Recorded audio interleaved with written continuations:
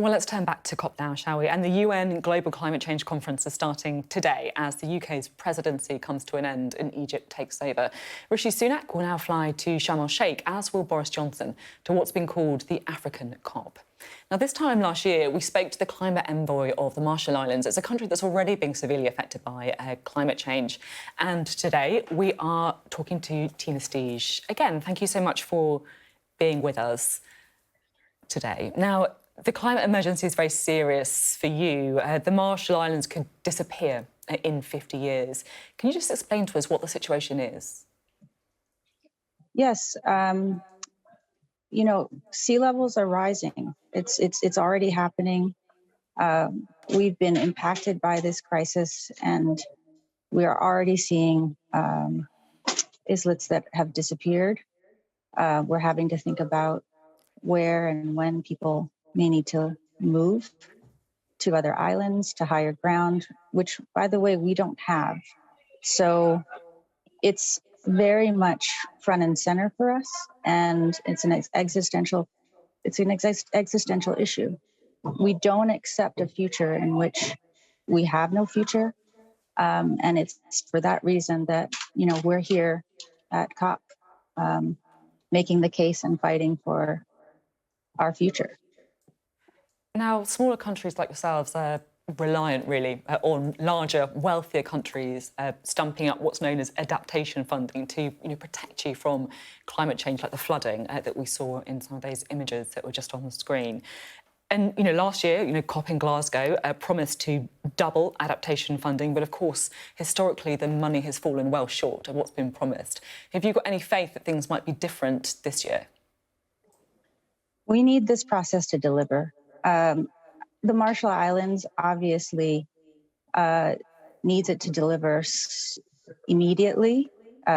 We really have no time to lose in terms of getting started on the adaptation planning that we're already engaged in. We're already having to look at very difficult decisions on where people might have to go and what the future looks like. So we're already doing the work. We chair the High Ambition Coalition, and a very big part of that decision at Glasgow last year that came from developed countries in terms of telling our story and having people understand the gravity of the issue. And we were so happy when the developed countries came forward with that commitment on doubling of adaptation finance. But what we need now is delivery. We need to see that when promises are made and pledges are made, those promises are kept and those pledges are delivered on. And that is what builds trust in this process. That is what leads to success. And every COP needs to be a success for the entire world. That's a key point, isn't it? In some ways, the commitment to the easy bit, it's the delivery that is difficult. Do you sometimes think that these summits are a bit like a PR exercise, I guess, for some world leaders? They construct the stage, they can talk the talk on climate change, but then actually it ends with promises that are broken. It can't be a PR exercise. I wouldn't be here if I thought that that's all this was. The COPs have produced some real and significant progress. The commitment to 1.5 is there because we've engaged in this process. The recognition that adaptation needs are significant and need more financing, that happened because we engage in this process. The signal to the world that, in fact, renewables are the basis for a secure and safe future for all of us, that happens because of this process. The process is what we have, and it could be a lot better. I'm not trying to say that it is, what we need. In fact, we need much more action that is accelerated, and we're in an incremental process. But it is a process that gives countries like mine that are small and that are on the front lines a voice.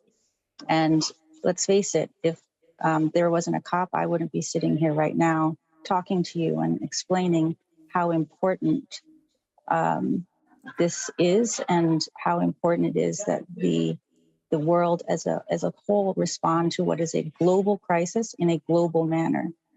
And so, you know, we show up. We show up every year. It is not a PR exercise for us, and it shouldn't be a PR exercise for anyone else. I'm interested to know what it's like negotiating the final deals in places like COP. You know, we're looking at pictures there of John Kerry, you know, surrounded by delegates right at the 11th hour, hashing out last-minute trade-offs. What is it like in the negotiating room? Do smaller countries like yours have a voice? It's intense, and it's exhausting. There isn't a lot of sleep in this process. This is my first week. We're going to be here for another 2 weeks. You know, ask me what it's like at the very end. You really do put all of your energy, your heart, everything that you believe in into it. And it's extremely intense. But as I said before, we're fully committed to finding solutions through this process, and we'll continue to show up. OK, thank you so much for being on the programme today. A very busy week ahead for you. Thank you.